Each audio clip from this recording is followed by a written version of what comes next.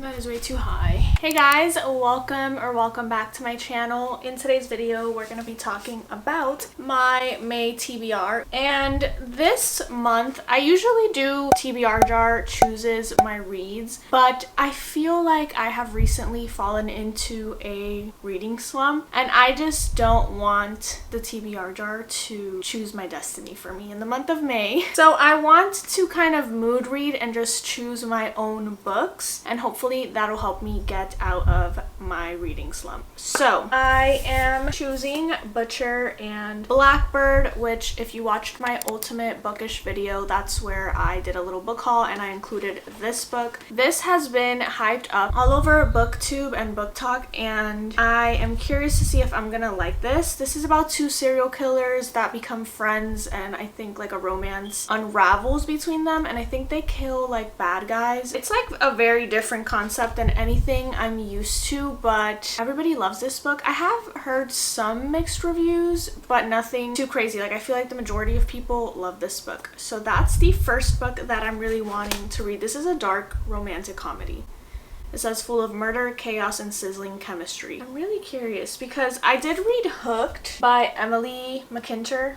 I don't even know how to pronounce her last name, but that was a like dark romance and it was so good, but it was also kind of icky for me, and I don't know if this is like the same vibes. I'm not sure. I really love this cover also. I'm actually excited to read this, so hopefully this helps me get out of my reading slump. Next, I have another one that I've been wanting to read for so long and I just haven't gotten to do it because it's a big book and the letters are so small, but it is Powerless, another very hyped up book. This was actually in another TBR jar video, but yeah, I just haven't gotten to it. But I'm kind of in the mood for fantasy because I've been reading a lot of romance lately and I'm kind of getting sick of it, I'm not gonna lie. So I know this is like romantic-y, I think.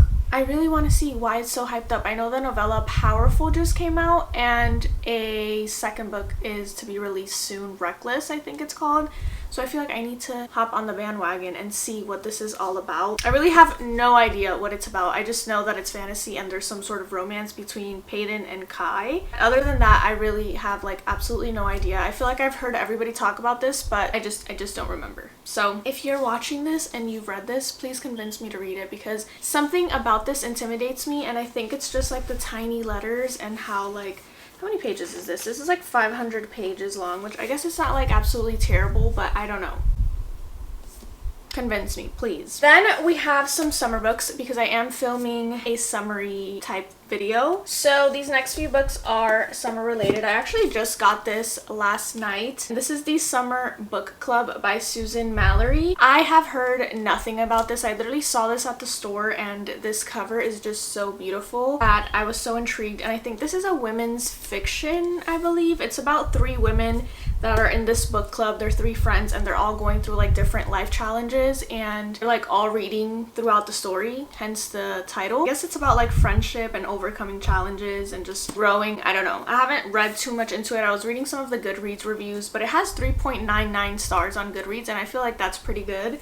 This just released in February, I think, of this year, so it's fairly new, and like I said, I haven't heard anybody talk about this on BookTube. I am very curious to see if I'd like this book, and on Goodreads, I saw a lot of people hyping this author up, and I've never heard of her, so I'm excited about this one as well, and I feel like it's giving all the summer vibes. Come May, it's still spring, but we're like almost entering summer. These other books are also summery. So the next one is Second Chance Summer, and this is an old book and I actually got this last year on my birthday. So this has been on my TBR for over a year now. I feel like obviously it's called Second Chance Summer, so it's like the perfect summer book, and for this video that I have in mind, this is the perfect book to get through it. And I feel like if I don't do it for a video, I'm just never gonna read it because I don't hear anybody talking about this, and I feel like I need to just bite the bullet and go for it. I think this is about, it says a father receives unexpected terrible news. Taylor knows this is one situation she can't unrun. To have one last summer together, Taylor's parents decide to take the family back to their old lake house in the Poconos. Even though Taylor was 12 the last time she went to Lake Phoenix, the people she left behind are still there, like her former best friend Lucy, who's still hurting from a long ago betrayal, and her first crush Henry, who's gotten 5 years cuter. With nights full of fireflies and fireworks, the summer summer holds the possibility of forgiveness and maybe even love. Taylor wants to hold on to the moment instead of walking away, but she knows the end of summer is getting closer and that time is running out to make the most of her second chance. So I don't know if this is second chance romance, or I really don't know. I can't remember if her father is like has a terminal illness or if their parents are just getting divorced. I can't remember, but it says comes from a powerful novel about hope in the face of heartbreak. So I guess this is also sad, which is not like my favorite thing in books, but again,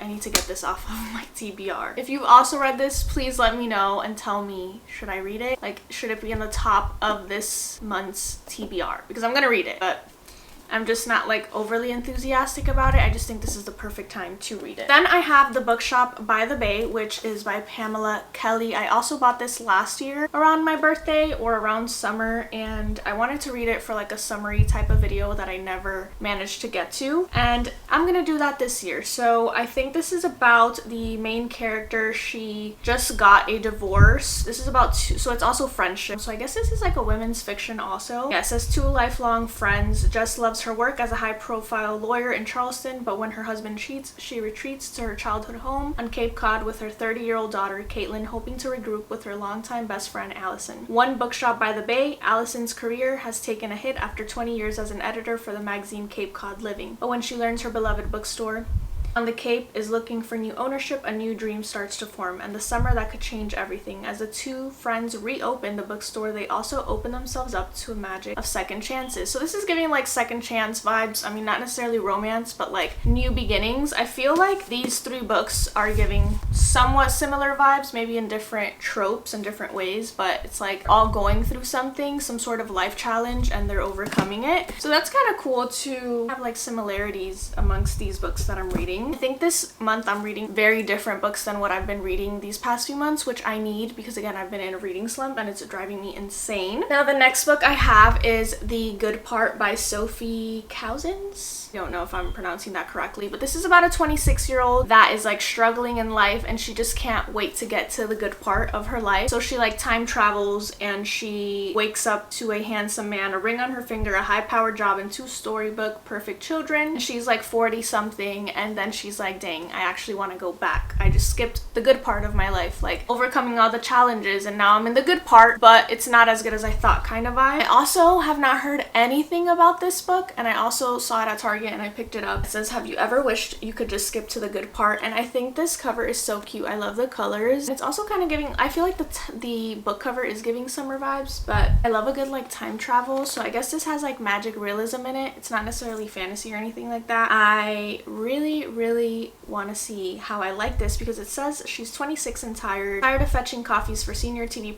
producers, sick of going on disastrous dates, and done with living in a dump flat with roommates who never buy toilet paper. I don't know, I feel like this is really relatable in the sense that I just turned 27 and like life is chaotic at this age and it's weird and it's different and like so many transitions and things are happening. So that's why I was actually intrigued. I'm excited about this. In my mind.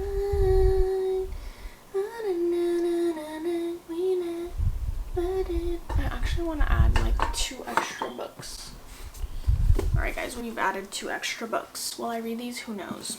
So the next one is Things We Hide from the Light. Now the story with this is that I have all 3 books in this trilogy, and I read Things We Never Got Over, and it was literally like a 4-star read for me until the last like 150 pages or 200 pages that I was so bored. I was falling asleep. I just feel like it was too long, but I remember everything that happened in that book, which makes me think that me rating it 2 stars was kind of ruthless because I did enjoy the story. It was just super long. So looking back, I would probably rate it 3 stars. I'm gonna update my Goodreads rating because that was kind of mean. I know this has mixed reviews and I just want to know what I think about it, and I actually want to get through the trilogy since I own it. And who knows, like what if I do like it? These covers are gorgeous, so I'm never gonna get rid of them anyway. I might as well see if I like it. The thing with Lucy Score is her books are so dang long and like they have a little corny element to them, but if you're in the mood for it, it can hit because they're small town romance. So this is about Nash, I think is his name, and and that's the brother of the main character in the first book. He's a cop, so I really liked him in the first book, so I'm curious to see if I would like this book or if it's gonna be another miss for me. Again, it's super long, so we'll see if I even have time to get to it, but it is on my radar because I don't know, I feel like everybody has read it already and it's always staring at me, and I hate that I don't even know what it's about really. All right, and the two books you just saw me grab from the bookshelf are After I Do by Taylor Jenkins Reid and The Bodyguard by Catherine Center. This has been in almost every TBR jar video I've recorded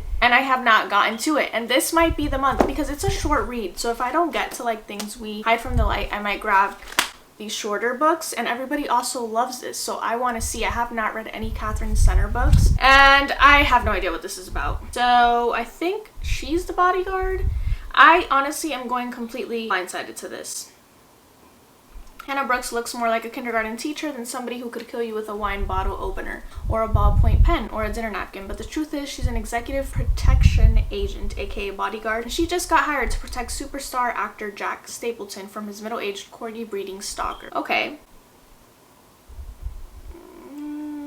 So I guess she's the bodyguard of this famous guy and they fall in love. Who knows? I like going into books pretty blindsided, so I'm curious to see why everybody's so obsessed with this.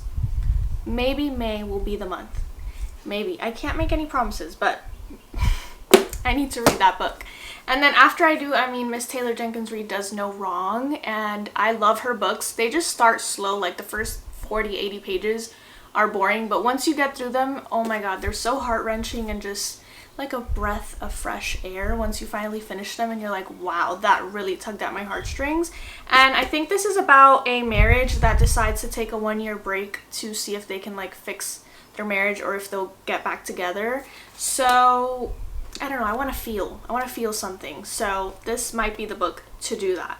And that pretty much sums up this video, and May's TBR is looking hefty.